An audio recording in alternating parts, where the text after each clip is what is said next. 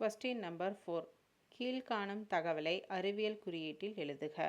First subdivision உலக மக்கள் தொகை சுமார் 7 1 2 3 4 5 6 7 8 9 9 zeros. Next ஒரு ஒளியாண்டு என்பது 9460528400 000 கிலோமீட்டர் தூரத்தை குறிக்கிறது.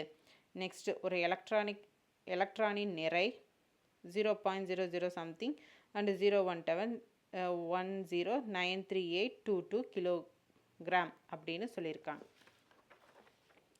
அது கொஸ்டின் அப்படியே இங்கிலீஷில் ரிப்பீட் பண்ணுறேன். represent the following information in scientific notation. scientific notationல கல்பட். ஃபர்ஸ்ட் வந்து the world population is nearly 7 billion something. 7000000. Next second subdivision 1 light year means the distance 94605284 1 2 3 4 5 6 7 8 zeros kilometer.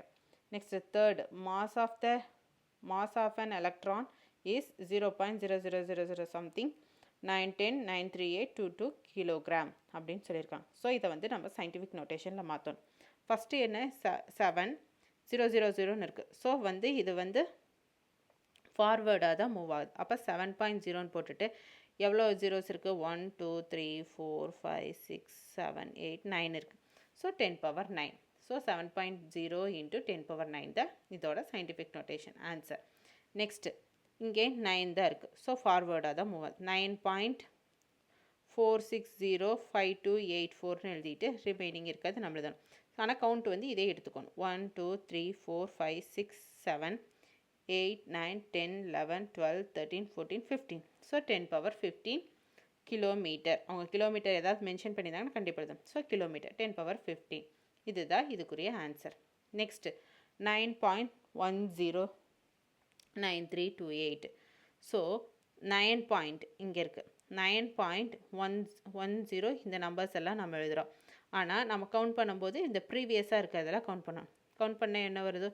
1 2 3 4 5 6 7 8 9 10 11 12 13 14 15 16 17 18 19 20 21 22 23 24 25 26 27 28 29 30 31 9ஓட சேர்த்து 31.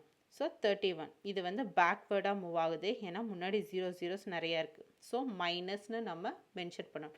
-31. ஸோ 9 பாயிண்ட் இந்த வேல்யூஸ் எல்லாம் into -31 kilogram. இதுதான் இதுக்குரிய answer. புரிஞ்சுதுங்களா? இதுதான் இதுக்குரிய சொல்யூஷன்.